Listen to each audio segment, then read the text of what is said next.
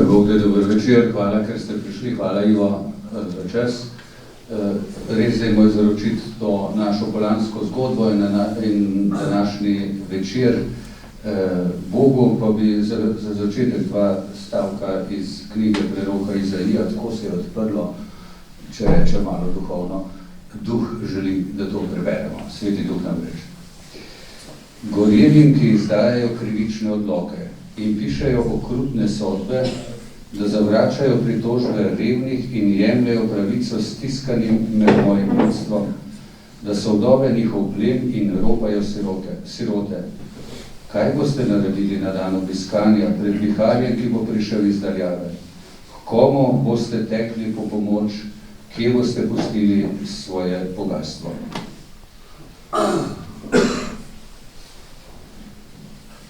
Oče naš, ki si v nebesih, posvečeno bodi tvoje ime in pridi k nam tvoje kraljestvo, zgodi se tvoja volja, kako v nebesih, tako na zemlji.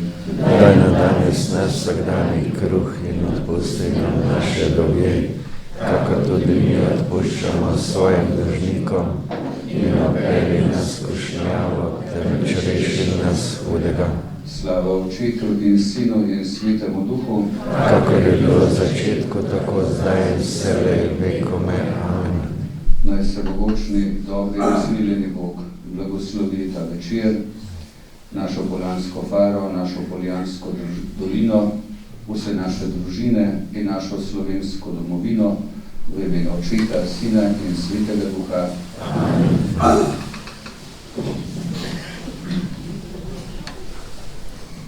Ja, na Wikipediji se je o našem gostu nekaj zapisalo. Če piše narobe, bom prosila gospoda, če malo popravi potem. Torej, po diplomi iz zgodovine in geografije na Mariborski pedagoški fakulteti se je ukvarjal s knjižničarstvom in novinarstvom. V časopisih Delo, Mladina in tudi drugih časopisih ter izseljenskih listih pa je koncem 80-ih let 20. stoletja pisal članke o povojnih pobojih domobrancev in odpiral tabu teme. Bil je med ustanovitelji nekaterih novih listov v Sloveniji, kot sta Demokracija in Slovenec, ki izhajajo v letih 91 do 96 in tudi nekaterih drugih. Uveljavil se je z raziskovanjem povojnih sodnih procesov in izvensodnih pobojev ter drugih oblik represije ter z raziskovanjem žrtev revolucije. No, tudi v Poljanah smo okusili revolucijo, njena še danes boleča žrtev pa je bila mogočna in edinstvena baročna cerkev na Slovenskem, posvečena svetemu Martinu.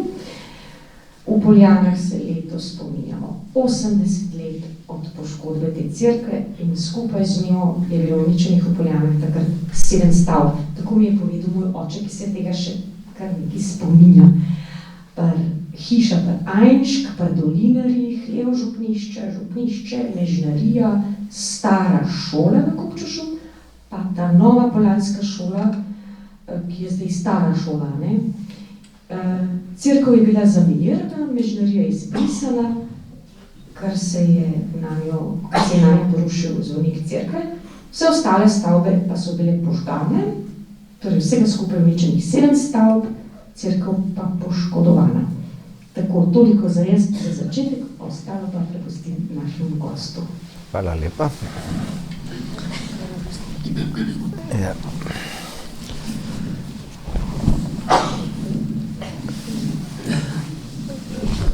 Ja, se slišimo, ja. Spoštovani, dobro večer z moje strani. Pri vas nisem prvič, sem že bil pred 10 leti, ko sem delal reportažo tudi v Župniji. Bil sem tudi na predstavitvi knjige takrat, mogočne knjige o vaših krajih. Torej, v Poljanah sem že precej pisal. Danes bom naredil kratek povzetek. Daljše besedilo bo pa objavljeno na spletni strani družine, od danes pa do sobote, v 5 nadaljevanjih. Danes je objavljen že prvi del, torej na spletni strani družine. Jaz bom tu naredil samo kratek povzetek. Zato, ker bom navajal nekatere podatke in tudi citiral natančne citate, bom prebral.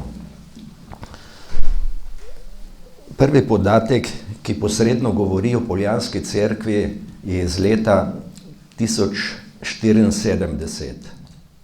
Takrat sta se frejzinški škof in uglejski patriarh dogovorila, da duhovnike na območju loškega gospodstva namešča in nadzira uglejski patriarh. V listini so omenjene tudi loške cerkve, eklezije in lonka. Cerkve na ozemlju, ki je z darilno listino leta 973 pripadlo frejzinškemu škofu Abrahamu.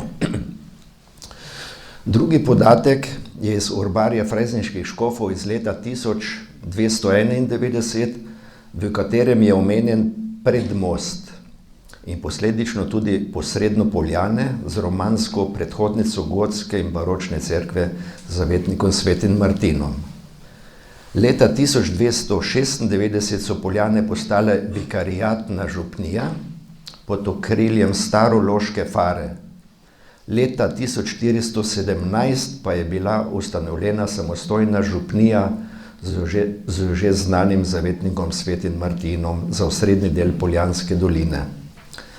Poljane so bile vse od začetka frejzinškega gospodstva osrednje naselje s cerkvenimi in upravnimi funkcijami za Poljansko dolino do povojnega komunističnega režima. Stavbno zgodovino cerkve v Poljanah lahko razdelimo v 3 faze. Najstarejša je romanska predhodnica, ki je bila potrjena, kot dobro veste, arheološkimi izkopavanji v letih 2008 in 2009. Ko je prva romanska cerkev postala premajhna, so na istem mestu pozidali gotsko cerkev. Gotsko cerkev so v začetku 18. stoletja nadomestili z cerkvijo, o kateri bomo danes poslušali, z baročno stavbo. To so med drugo svetovno vojno uničili partizani in leta 1954 dokončno porušili komunisti. Nedavne arheološke raziskave so potrdile, da so vse tri cerkvene stavbe stale na istem mestu. Zdajšnja cerkev je tako že 4. cerkvena stavba v Poljanah. Tretjo baročno cerkveno stavbo so začeli graditi leta 1710 po načrtih znamenitega gradbenika in domačina Gregorja Mačka. Cerkev je bila nekaj posebnega, saj je bila dolga 44 metrov, široka 24, ladja je bila visoka 28 metrov, zvonik pa kar 50 metrov, kar je bilo res nekaj posebnega. Tudi oprema je bila nadvse odlična, saj je bilo v cerkvi 5 lesenih oltarjev iz delavnice Štefana Šubica iz srede 19. stoletja, številne slike, križov pod Leopolda Lajerja in velike orgle bratov Zupan z 22 registri. Baročna cerkev v Poljanah je v 250-letni zgodovini doživela sicer več katastrof, od požarov do poplav. Uničujočega pa je doživela med drugo svetovno vojno in po njej. Po okupaciji so Nemci župnika Mateja Tavčarja, tako kot druge duhovnike na Gorenjskem, pregnali iz svojega zasedbenega območja. V nekaterih krajih so cerkvene stavbe spremenili v domovanje za svojo orožniško vojsko. Tako tudi v Poljanah, kjer je bilo v drugi polovici leta 1944 nastanjenih 24 orožnikov, kar pomeni starejših mož, ki so bili slabše oboroženi. Partizanski štab 9. korpusa se je odločil, da bo v sodelovanju z več brigadami poskušal posadko v Poljanah uničiti. Nad Poljane je partizansko vodstvo poslalo Prešernovo brigado, več drugih brigad pa je poskrbelo za zaščito. 21.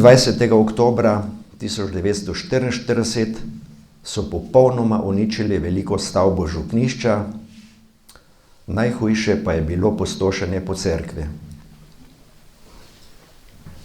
Napad in uničenje v Poljanah je po vojni opisovalo več avtorjev,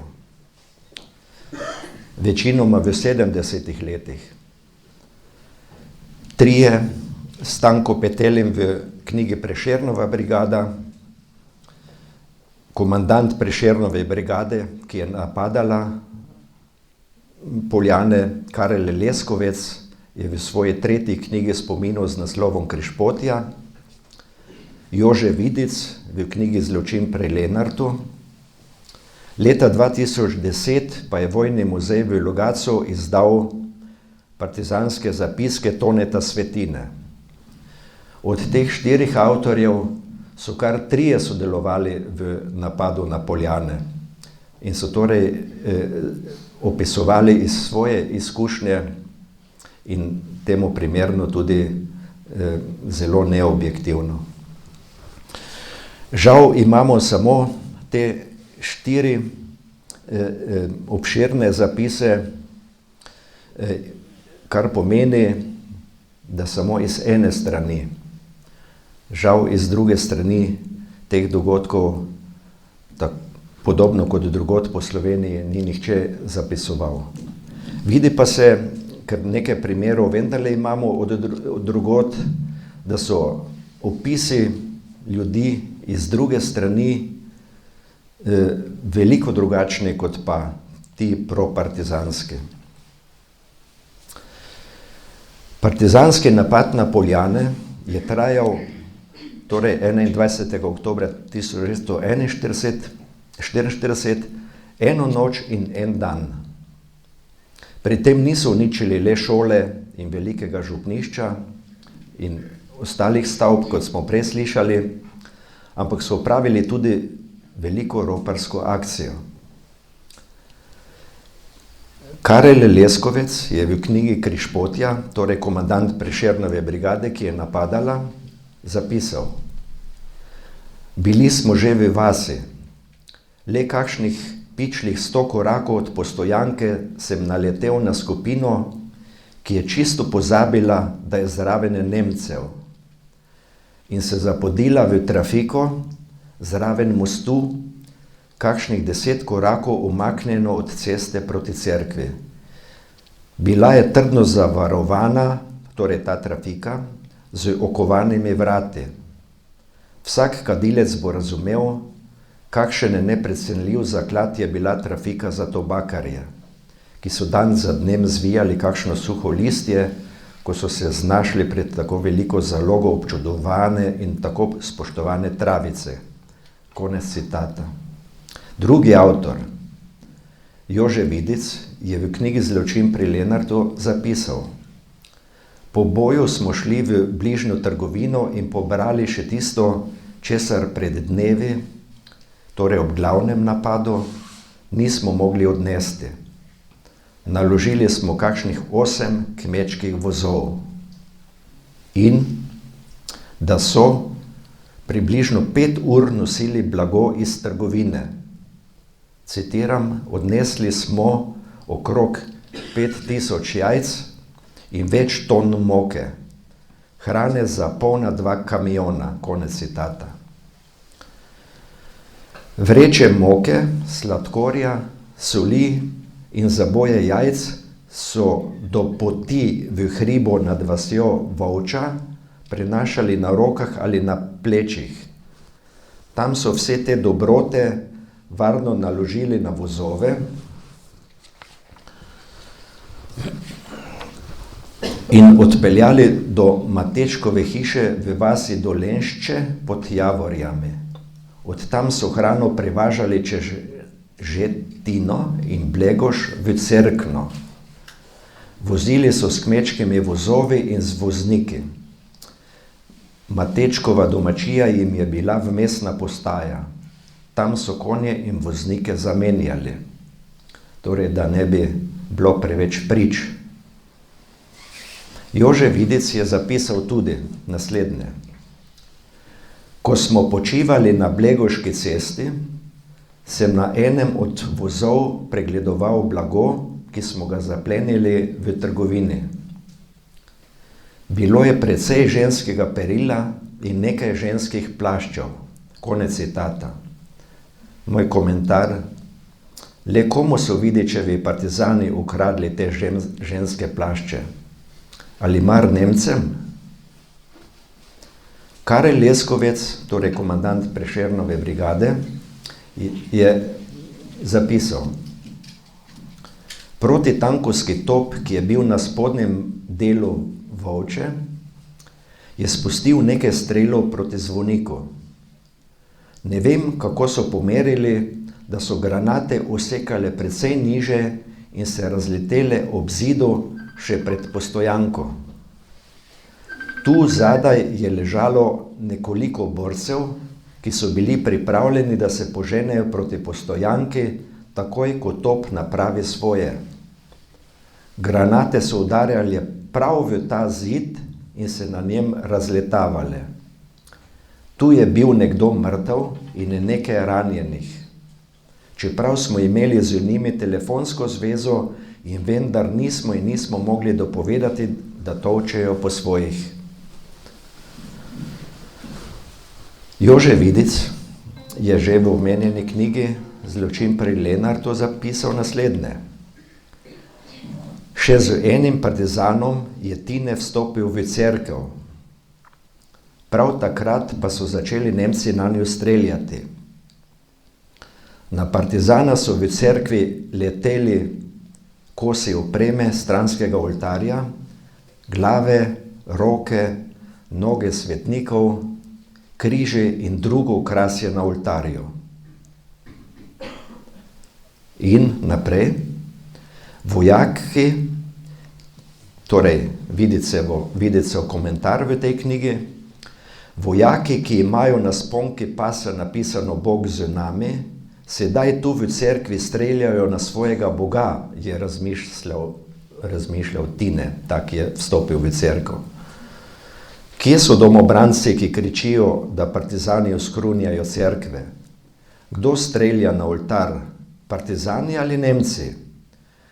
Kdo je župnišča in cerkve preuredil v okupatorske postojanke, v leglo zločincev in morilcev?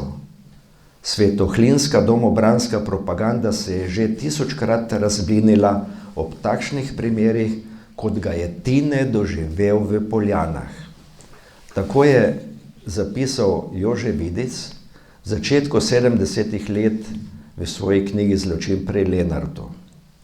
Vidimo Vidičevo, bom kar tako rekel, nakladanje, ki je bilo tako značilno za njegova besedila, polna izmišljenih zgodb in bolestnih obsojanj sovražnika, kot so ga vedno imenovali, za njih nasprotnika ni bilo, je bil samo sovražnik. Vse to zato, da so prikrivali lastne zločine.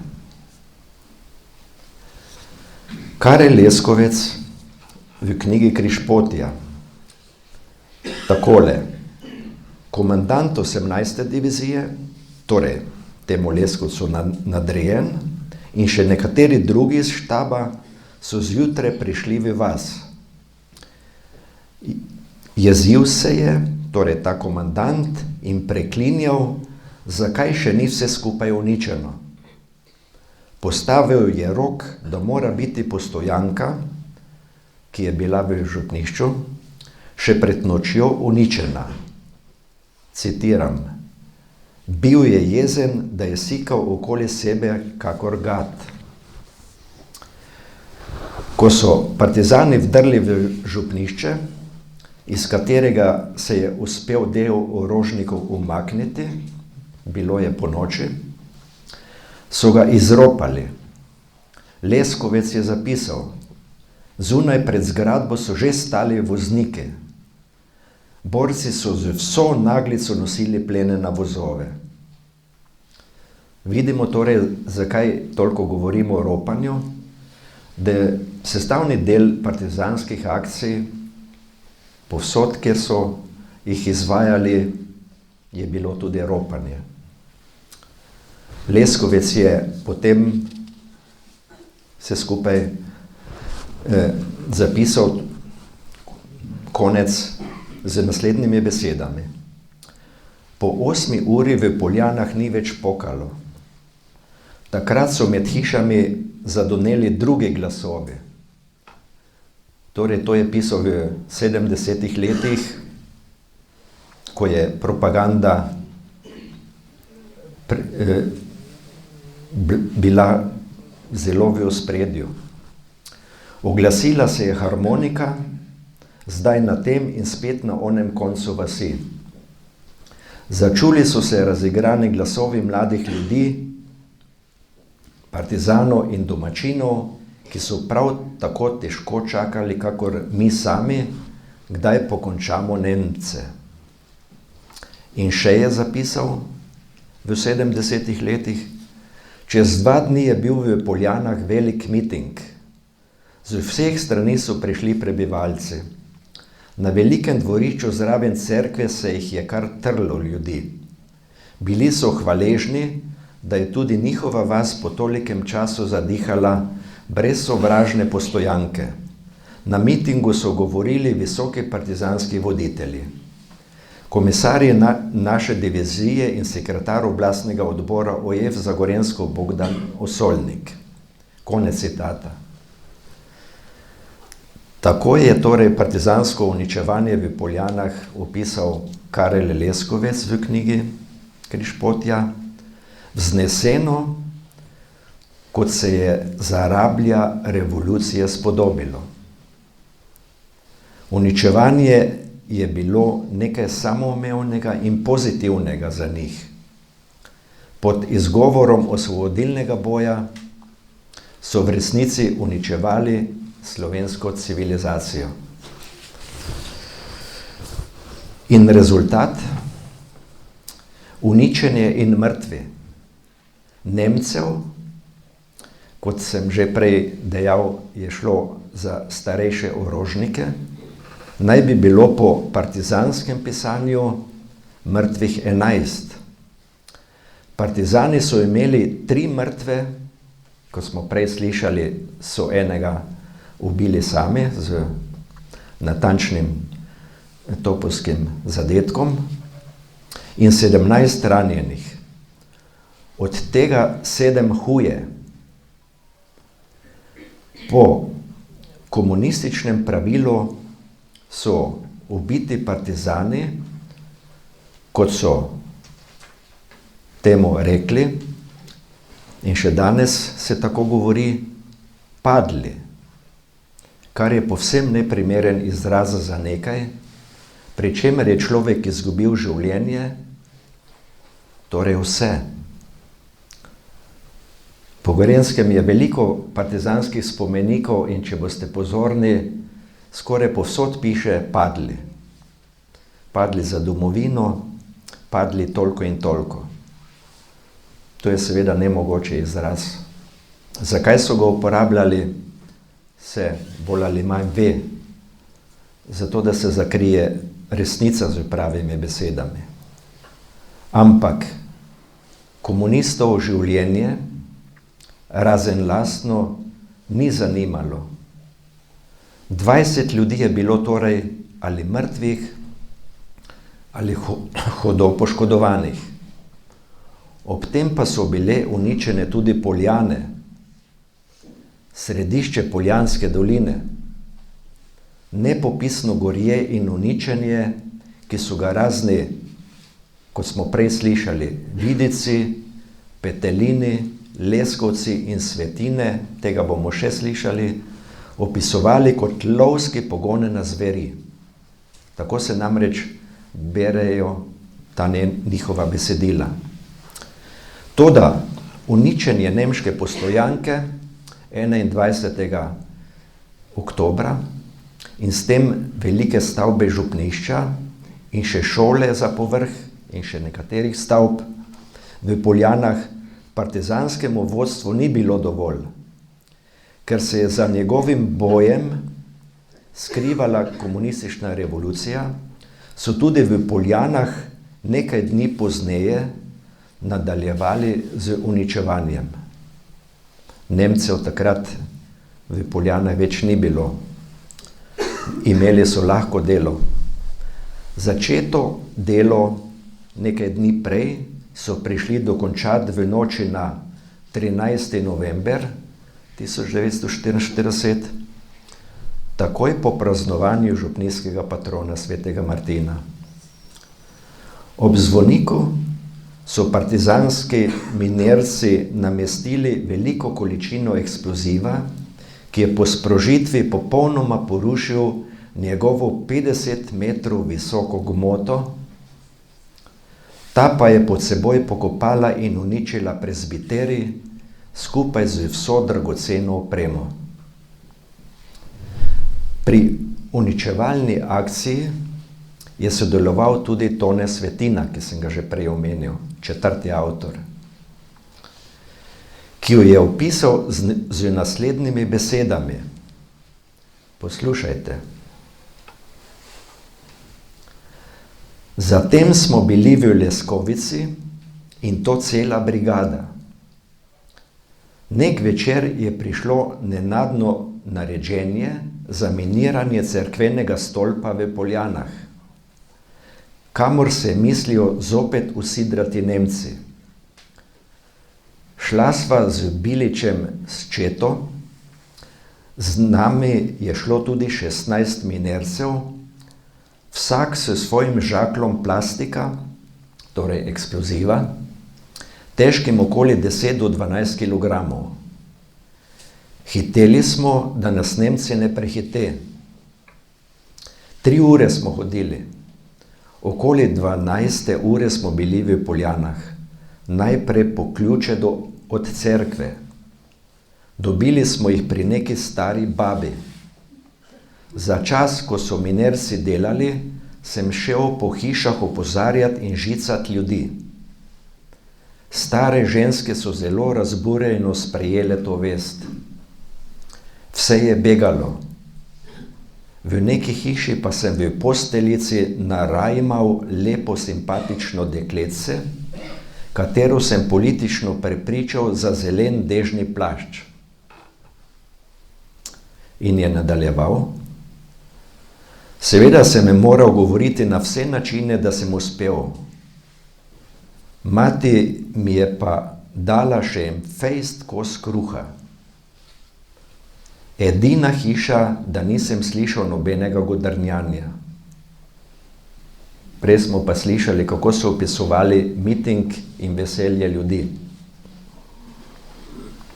Minerci so bili gotovi. Med tem časom smo staknili staro trubo in trobili alarm. Minirano je bilo dobro, ko pa je minerec podtaknil cigareto, je vse šlo. Razbili so se kot piščeta, okrog oglov, stran od cerkve. Jaz bi se kmalu zapletel v drat, ki je bil naokoli požgane postojanke. Dolgo časa ni počilo.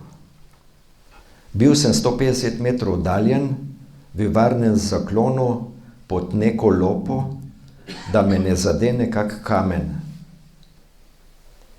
Naenkrat se posveti mogočna eksplozija. 12 vrečk plastike, torej eksploziva, pretrga nočno tišino, kot odrezano. Zrušil se je zid, zvonovi so zadnjič zapeli. Zmagoslavno smo drveli gledati uspeh. Stolp popolnoma porušen, delno tudi cerkev. Poslušajte, kaj je še zapisal. Še sveti Jožef je dobil eno, kamen mu je odbil roko, revežu. Umik je bil srečen, Nemcev ni bilo, drugi dan pa smo na Malenskem vrhu pri centrali kuhali žgance in belili, da je kar teklo. Zvečer smo bili že v veseli družbi v Leskovici. Blažič, naš harmonikar, jo je vlekel kot zastavo.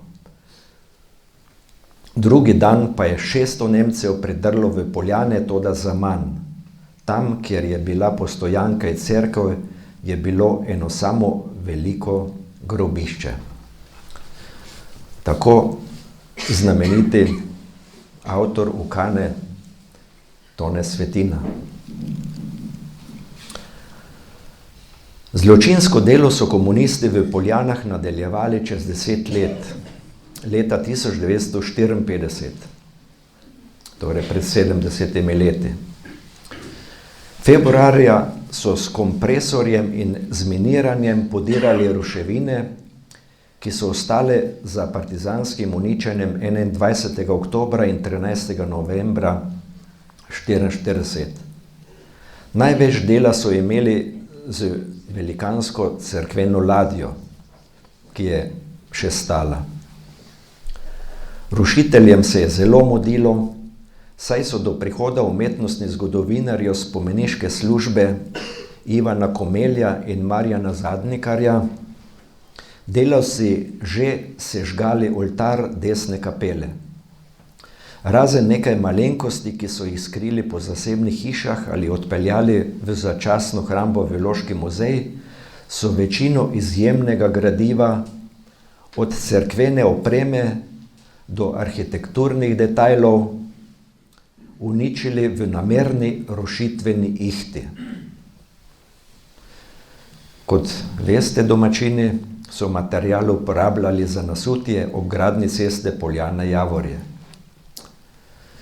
Kot je v knjigi Poljane, kdo vas bo ljubil, zapisala umetnostna zgodovinarka Bernarda Jesenko Filipič, je bila žal cerkev spomladi 1954 zaradi zahtev takratnih političnih oblasti v celoti porušena, s čimer je bil izgubljen eden izjemnih slovenskih sakralnih objektov.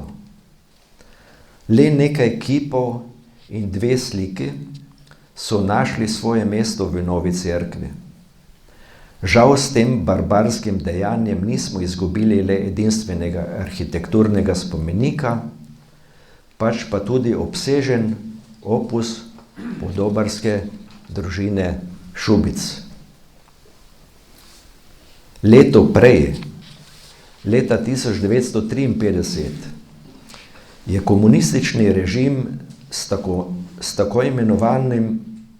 tako imenovano razlastitvijo odvzel župniku Matevžu Tavčarju prosvetni dom, kjer so imeli Poljanci prostore nadomestne cerkve. Na mesto, kjer so nad 900 let stale poljanske 3 cerkve, so po revoluciji oziroma nasilni zasedbi oblasti komunisti postavili kar 3 borčevske oziroma partizanske spomenike. Velik kamniti kolos na eni strani ceste, na drugi pa še velik lesen kip in veliko poslikavo Iveta Šubica na stavbi, postavljeni na mestu cerkve.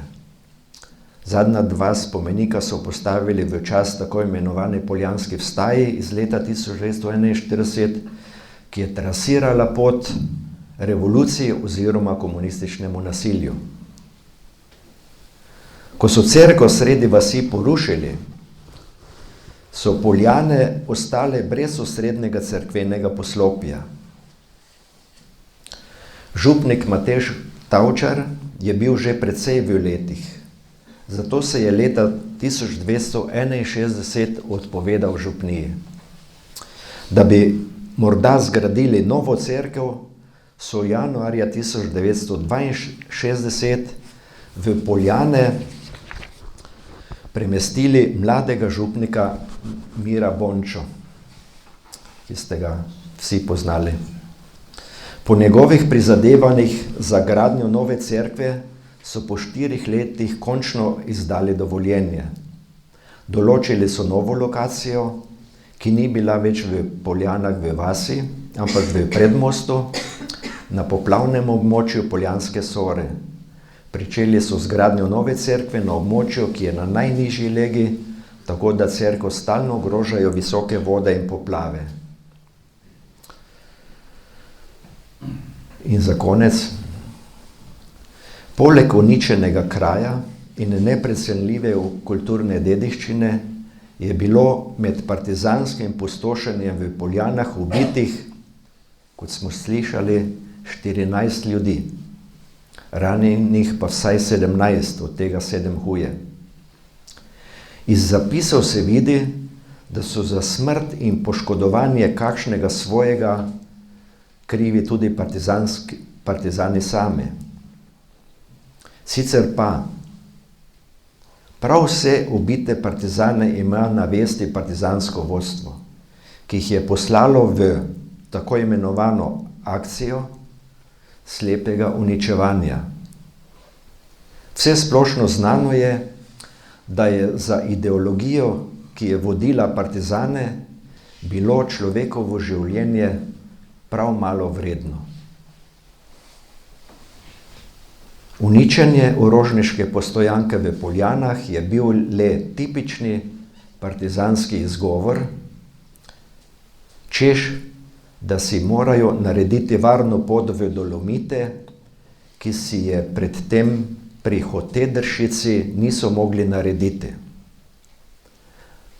Rabili so jo, da bi v Dolomitih ropali. Tam je bilo največ domačij, iz katerih je bil kdo pri domobrancih. Take domačije so povsem izropali, dobesedno do zadnjega zrna česarkoli užitnega. Poleg tega pa tudi mnogo drugih stvari, od oblek, posteljnine do orodja. Ljudje so si leta dolgo s težavo priskrbeli uborno premoženje. Partizani so z revolucionarnim nasiljem, ropanjem in ubijanjem ustvarili in izsilili protirevolucijo, vaške straže in domobrance. Zdaj pa, kot smo slišali, so njihove sorodnike še sistematično ropali. Poleg tega so, kot smo videli, v Poljanah povsem uničili šolo, zelo veliko stavbo župnišča in mogočno poljansko župnijsko cerkev, v kateri je bila tisočletna dediščina. Prej sedež Poljanske doline z občino so tako razdajali in po njihovem kaznovali, da so bile potem po vojni Poljane še 45 let le navadna vas. Hvala za poslušanje.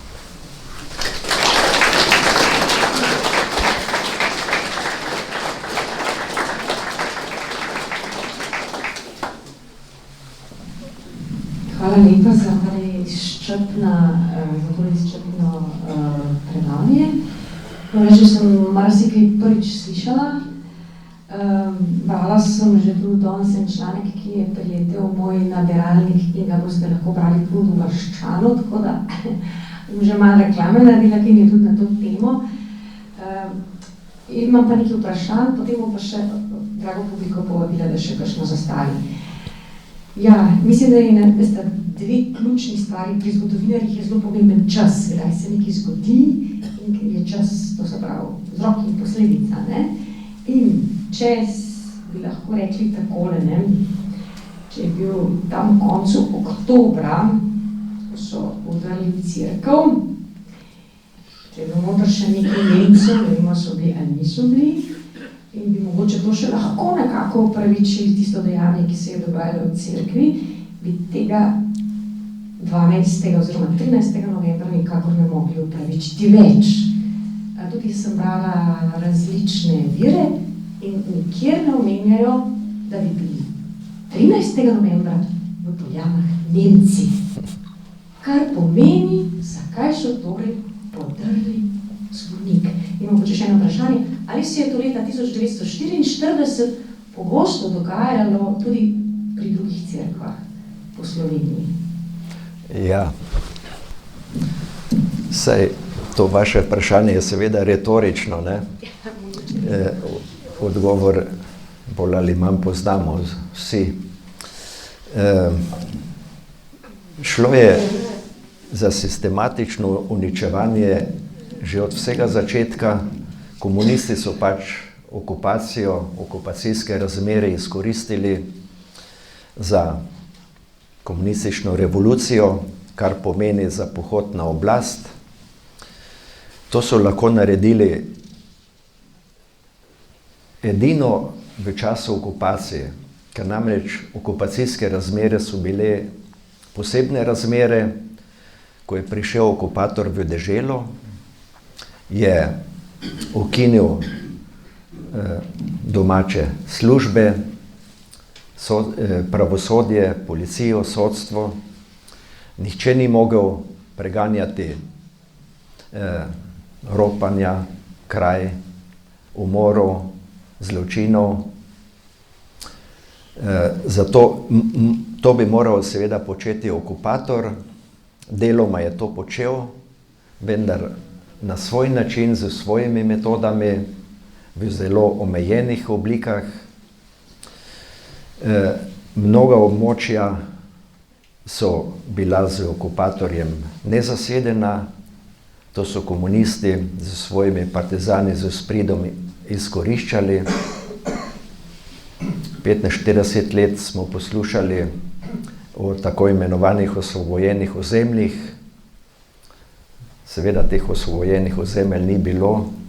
Partizani so jih zasedli takrat, ko so se umaknili okupatorji iz kakšnega kraja. In seveda že od 41. leta naprej, od samega začetka, so začeli z odstranjevanjem političnih nasprotnikov, z umori, že poleti 41. pa potem jeseni. Tu je znana, že prej omenjena, mnogi veste, Poljanska vstaja. Imate med tistimi 3 spomeniki 2 posvečena Poljanski vstaji. Med Poljansko vstajo 4. decembra 41. leta so partizani na Gorenjskem, ne na Dolenjskem, pa ne na Notranjskem, ampak na Gorenjskem, povzročili prvi množični pomor civilnega prebivalstva. Sistematično so od Poljanske doline do Radovljice in okolice Bleda ubijali civiliste. V eni noči na 4. december, torej 41. leta, so ubili 10 ljudi, 10 civilistov. Tako so začeli z množičnimi umori. Podobnih množičnih umorov je bilo leta 1942, ker večinoma v Sloveniji govorimo predvsem o povojnem obdobju, o letu 1945.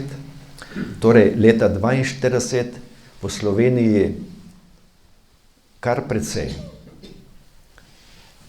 Ubili so naenkrat skupine tudi po 20 ljudi, 21 konkretno.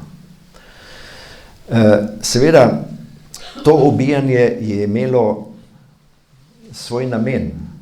Bilo je načrtno, z njim so odstranjevali politične nasprotnike, potencialne politične nasprotnike, si tako trasirali pot na oblast, predvsem pa zastraševali so ljudi. s tem početjem, torej od 41 pa potem leta po vojni, so Slovence popolnoma zastrašili. Še 80 let kasneje je Slovenija zastrašena. Torej, iz lastnih izkušenj govorim, ko sem se zadnjih 40 let pogovarjal z ljudmi, sem se vedno srečeval z tem strahom. Mnogi ljudje niso hoteli kaj dosti povedati, govoriti. Ta strah je še vedno prisoten v kosteh.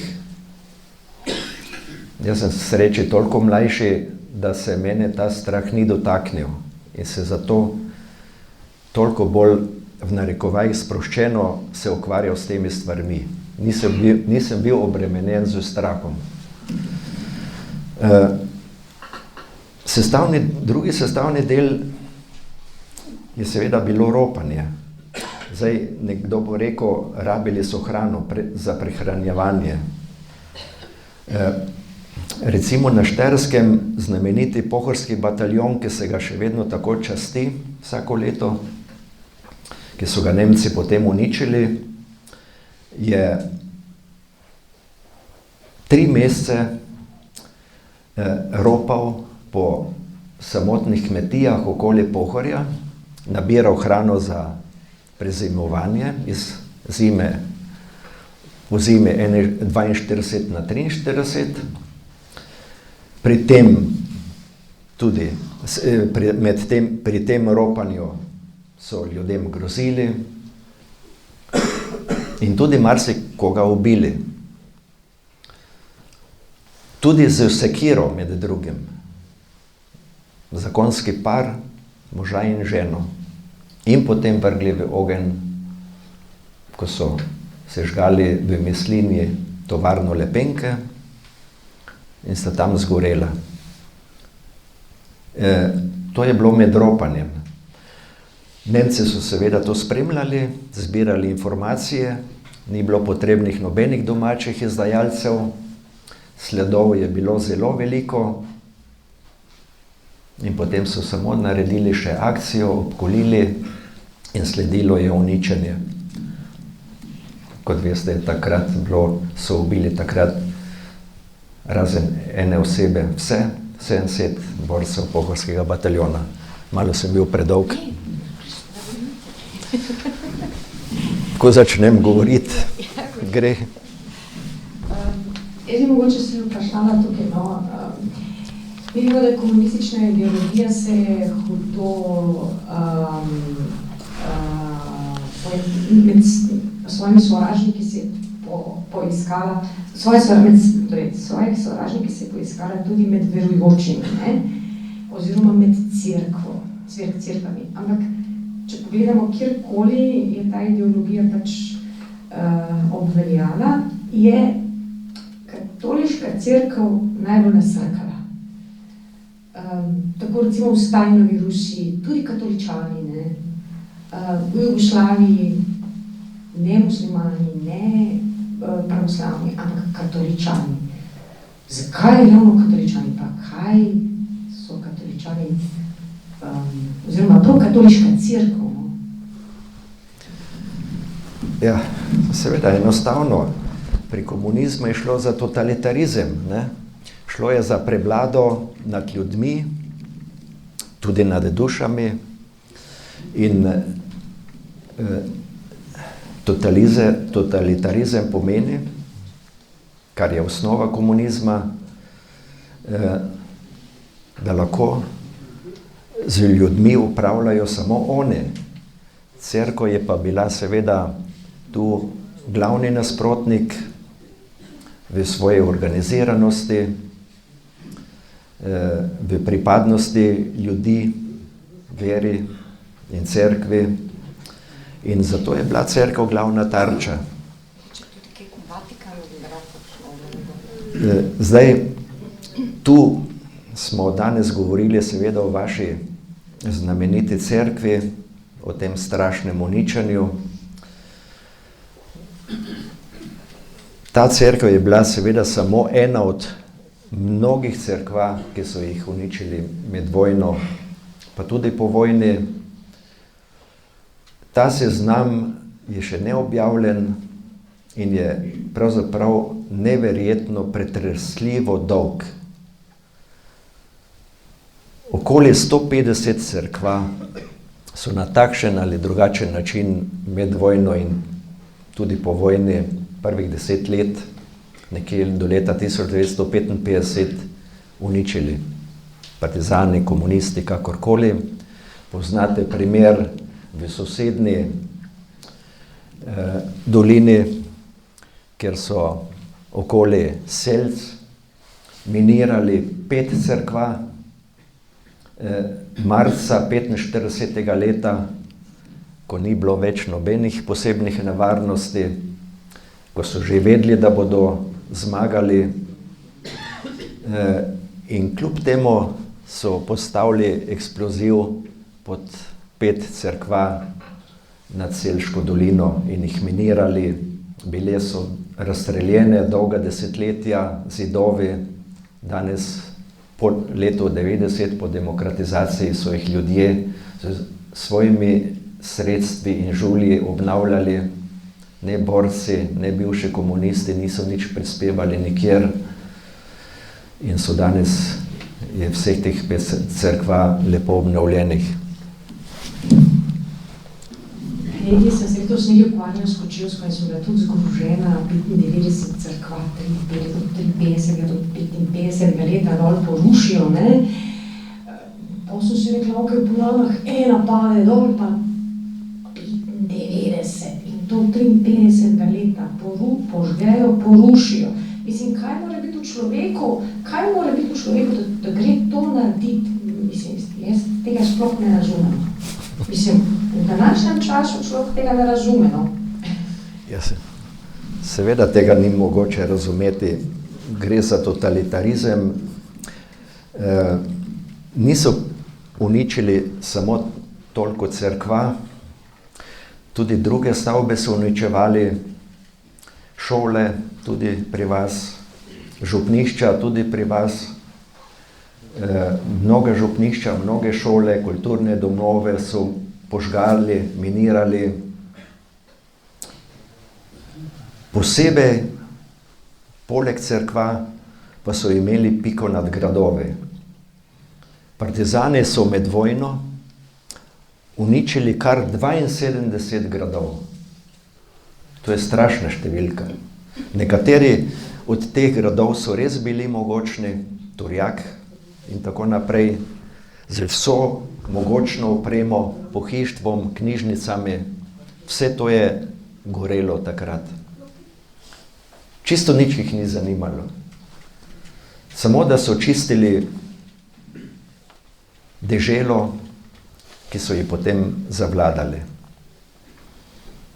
Požgana trava se temu reče. No, zdaj ste me spomnili na nekaj.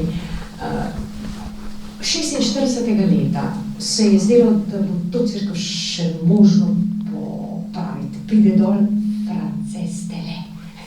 Veliko ime v stavbni dediščini, oziroma stavbne dediščine, in on pravi, da je treba cerkev popraviti, da ima visoko vrednost, in šele do 50. leta Janez Valentinčič naredi načrt in vse teče po načrtih. 53. leta pa se obrne in prideta dol druga dva strokovnjaka, ki danes tudi veljata kot veliko ime v arhitekturi, in sicer Marjan Mušič in Edo Ravnikar.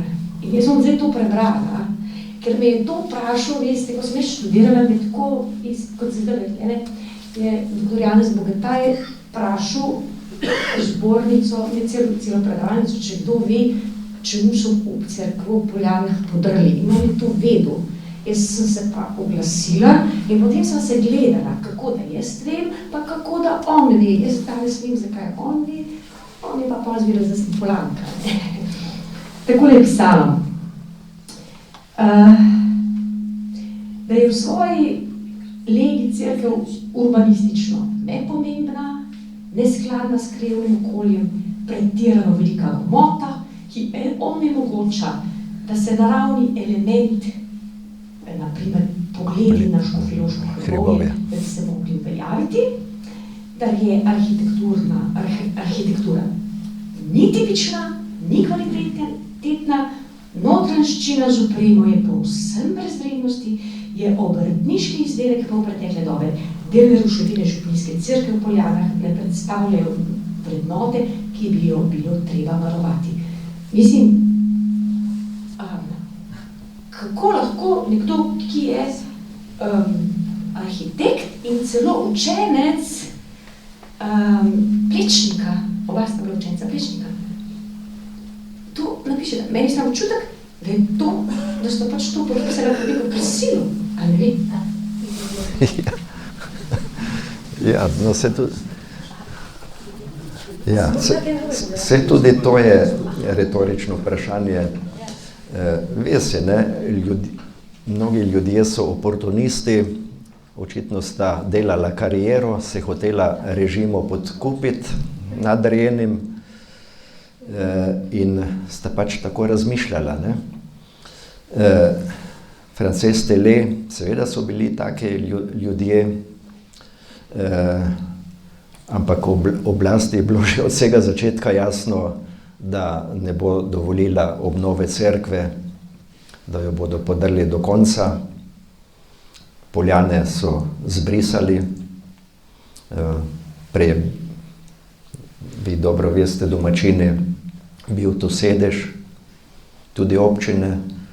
In prav zaradi cerkve, ki je bila, kot smo že prej slišali, eden glavnih nasprotnikov ideologije komunistične, se je potem to tudi zgodilo in enostavno je bilo to samo še za narediti, ne, po njihovem, po totalitarno.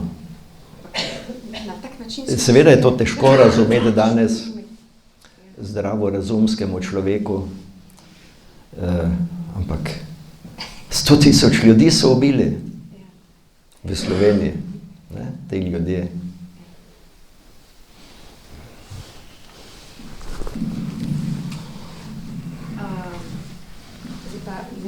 Kako smo že dolgi, mislim, da bi bilo fajn, če še kdo iz publike postavi kakšno vprašanje. So mi rekli, da ne stopim, da bom malo ščala. Lahko jaz vprašam koga z publike? Ja. Gor so 4 ekipi v cerkvi, pa me zanima, če kdo od vas ve, seveda ste že 80 let, je že od tega 70 let, ste kaj slišali od staršev, kdo je te ekipe, kako so jih rešili, da niso bili uničeni.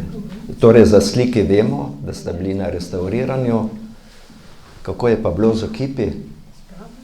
A kdo ve? Še raziskujemo, ne? Tam bi gospa morda vedela?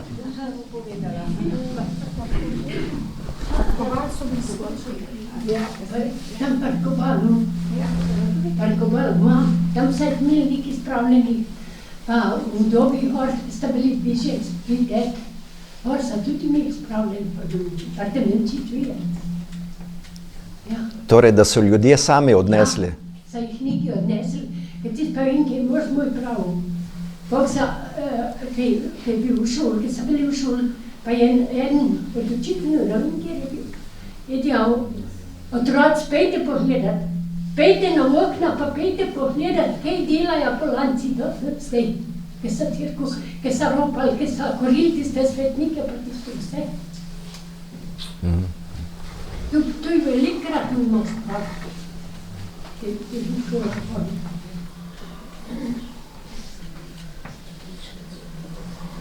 Jerneja, zdaj ima še gospa Epa, pa za en drugi, ki sploh ne veste, da obstaja. Je pa iz Polanske cerkve, da ona še čuva, da bo šel v Parovške. Ja. Imam kip, Marijin kip, no so rekli, da je Marija, ki je bila za vrati, nad vhodnimi vrati.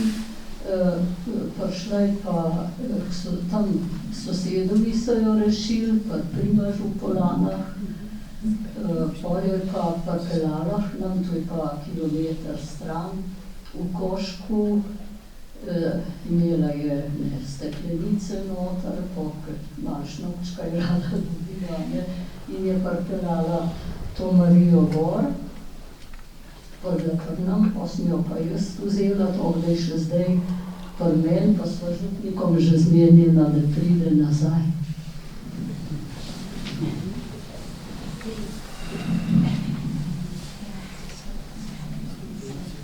Mogoče še kakšen koražen, ker jaz ne vidim bil dober.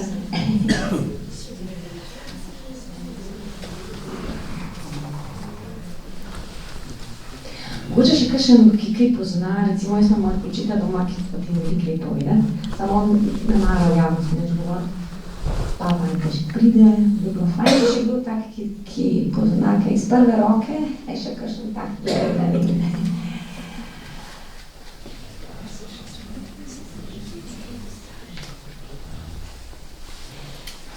Sam nekaj vprašal. Takrat se je pritožil Matevž, župnik, v Beograd. In je tu prišel uvodno rešen in se tu zadržali. V tem mestnem Čominu, tu se javno ve, ne? Ja. Če bi kaj o tem vi kaj vedeli. Ja, saj v tej knjigi, ki sem jo vaše debeli, je to popisano notri natančno, saj je celo Vrhovno sodišče v Beogradu odločilo negativno, se je izreklo, kar je bilo normalno, normalno v narekovajih seveda. In tudi tu je taka časnik pisal leta 54 po imenu, kdo je to zadržal. Ja, to ne vem.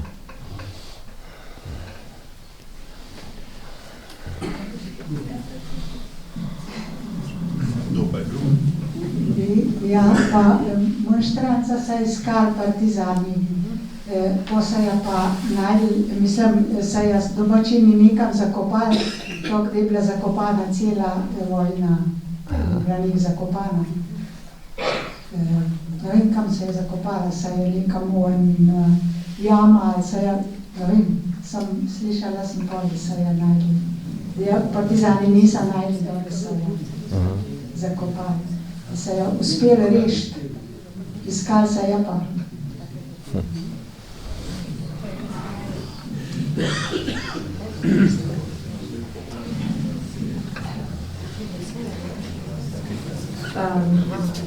Dobro, čez ni vprašanja, če ni bi. Evo, na koncu pa razumemo, gospod župan, lepo pozdravljeni, še vam, vi morate pa jajni zadnjo besedo.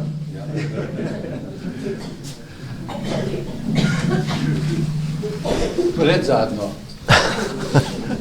Ok, ja, en lep dober večer tudi z moje strani. Lep pozdravljam gospoda Željelo, dobrodošel v Polanah. Hvala gospod župnik za organizacijo tega čudovitega večera. Jaz bom pa povedal tisto, ki je meni moja mama delala, ki je bila Stražina Jovamicka z Krnjenka. Starata je bil mrten in je delala, zmeri smo šli na Svedrome, vidim, da je sestrična tamle, Andreja, dobro ve, tudi to. In je delala, zmeri smo šli od Stražinarja, ki je bil ata mrten, smo šli Hmaš. Tudi tistega leta so šli Hmaš. In ko so prišli domov, so zmeri plesali za atu hod. Je delala lihljeh smo, kaj pa počeli v dolin. Zjutraj so pa vedeli povedati, da so tu eliminirali v Polanah. To je zgodba, ki stoji, ki pa bita. Tako da slišali smo danes, kar objavil ta žalosten del, Jaz, ko sem začel županovati konec leta 2006, sem s ta popotnica tudi prišel in mi smo čez 2 let že dobili sredstva, ki smo gradili panoramska cesta od križišča v Polanah proti Volči do konca pokopališča in takrat smo naleteli na ostanke cerkve. Ja, točno, to je to. Iz leta 2008, ne bom neč razlagal, se ni potrebe, se sliki poveja čisto vse. Takrat se dobro spomnim arheologa, Ilja, zdaj bomo pa vam malo zatežili. Nič sem djal. Natančno morate raziskati, dobro dokumentirati, pa bo pa vaše delo opravljeno. In točno to, ki je bilo tudi narejen. In tudi iz leta 2008 mi smo pol cesta čez naredili, da smo zaščitili, dokaj je bilo treba, in na asfaltu se danes vidi kontura, ki je bil presbiterij. Pol je pa šla zgodba naprej. Najbolj zanimiv sem pa tu zdi, takrat leta 2008 sem bil izvoljen za poslanca, sedel sem v poslanski pisarni, ki me kliče župnik, prejšnji Jože Stržaj, je djal župan, a veste, da smo dobili temeljni kamen od cerkve. Z relikvijami Svetega Martina in z medaljon. Masli sem mislil, a je to res mogoče, ker se človek trudi natančno raziskati in da prideš do temeljnega kamna. Se pa tudi manj kar en kamen odvalil od srca, glede na vse tu vidjal, kar se je zgodil, imamo pa vsaj temeljni kamen. Zdaj je sicer hranjen v muzeju v Škofji Loki, ampak ker bomo mi ga lahko v novem kulturnem domu varno hranili, ga bomo tudi, sem prepričan, da ga bomo tudi dobili nazaj v Polane, kamor sodi. Ja, in mi smo se tam okoli leta 2011 pogovarjali o gradnji novega kulturnega doma, ampak takrat ni bilo mogoče, ker so bile vode previsoke. Potem smo pa gradili od leta 19 do 21 poplavna vrditu v Polanah, kjer se je ta voda znižala, kljub vsem tem, kar se je zgodilo lanskega leta, ampak mi smo potem šli v smeri, da gradimo Poljane kot kulturni center Poljanske doline. Glede na vse to, kar se je zgodilo, in potem je bila tudi ta ideja, da bo potrebno odkupiti Mercator, če odkupimo Mercator, bo potrebno postaviti freska in odkupe kulturnega doma od župnije in pa na celotni potezi od kulturnega doma pa do tle, kjer je bil Mercator, da se zgradi ena lepa zgodba, kulturna zgodba, kar v Polane tudi pristoji. In res uspešno smo odkupili Mercator, uspešno smo tudi predstavili freska na spomenike nove, bilo je veliko truda, veliko pogajanj, hvala lepa vsem akterjam, ki ste sodelovali pri tem, da smo prišli do te zgodbe. Potem smo že zgradili kulturni dom, 12. novembra je že tehnični pregled, da bo mogoče letos tudi že, bom dejal, objekt tudi že možem pogledati s tehničnim prevzemom in pa z uporabnim dovoljenjem. Na tem mestu, ki smo pa delali pa arheološke raziskave, ali pa tle vidite, je pa tisto, kar je že gospod že dela lepo povedal, mi imamo v tem zgornjem delu, so pa tle noter se tele okroglice, tu so ostanki prve cerkve, romanske cerkve, potem tukaj je obzidje gotske cerkve in tu je pa tudi tisto, ki je meni mama dejala, da je bila, nazaj ona slika, da je bila podarta baročna cerkev toliko velika, da so ta prejšnja kar obzidali. In tle se pa točno vidi, gledajte, tu je gotska cerkev, ki je bila dejansko z baročna cerkvja tudi obzidana. In tudi tisto, da je šel z volom po zidu, da so obračali, in ta dimenzije so dejansko take, da je bilo tu dejansko vse zanesljivo, tudi možno. Glejte, na tem delu bomo zdaj pa zgradili, tu je arheološko najdišče Svetega Martina, tudi arheološki spomenik lokalnega pomena, in na tem mestu bo pa zdaj dejansko, tu je pa celota, kulturni dom in pa ta ravnica z tem delom, kjer je stala cerkev, kjer je tle nakazana jasna kontura in pa tudi notranji del, gotski del bomo pa varovali. Mi smo se tukaj zelo posvetovali z domačimi strokovnjaki, mi imamo vrhunske strokovnjake, hčerke ste želite pomagati po imenu Kočerjove, tako Jerneja in pa Mojca, ja, tu sta dali te glavne ideje, kako varovati ta gotski del in pa potem še naprej. Tako da resno, jaz mislim, da ta pogled, kar danes vidimo z arheološkim najdiščem, z novim kulturnim domom, s parkom, zadnje spomenike Nobe, vse skupaj bo zdaj tudi urejen in pa da bo tudi en tak zgled in pa seveda, da bo ena taka, upam, da uspešna sanacija Polan, kar se je med vojna in pa po vojni tudi zgodilo. Aj može še dati vizualizacija. Zdaj bo pa še tale vizualizacija, zdaj pa ta zadnja vizualizacija, kako bo tudi zadeva zgledala. Lahko rečem, da imamo za ta del, imamo tudi že pridobljena sredstva, tako da če bo vse normalno, če bo sreča, ne bomo dali več lastnih sredstev.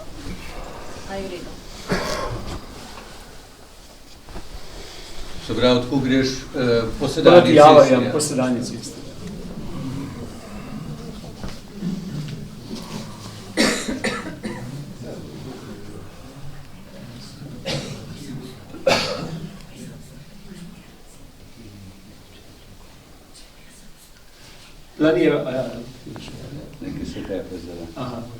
Planiram pa tokno, da bi imeli pa tale predstavitev za polanska javnost pa že v novem kulturnem domu.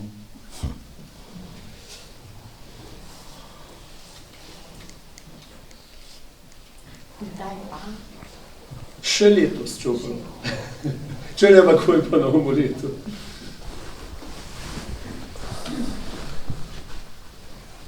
Zdaj, Milan, veš ena stvar, bi pa jaz vse videl.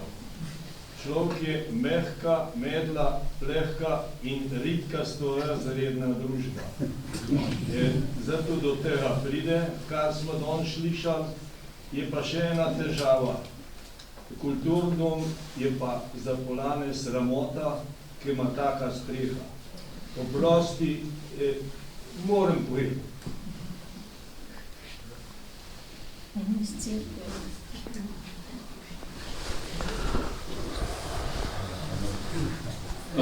Torej bo to tako narejeno, da bomo imeli lahko vsaj za Svetega Martina prav na god mašo, da bomo enkrat na leto vendarle vsaj pokazali, da je tam stala tudi cerkev, ne z mašo, pa s pevskim zborom. Tukaj je pa zdaj vhod v gotski del, ki je kar se da ohranjen in pa tele notranje kripte, ki so pa iz baročnega obdobja.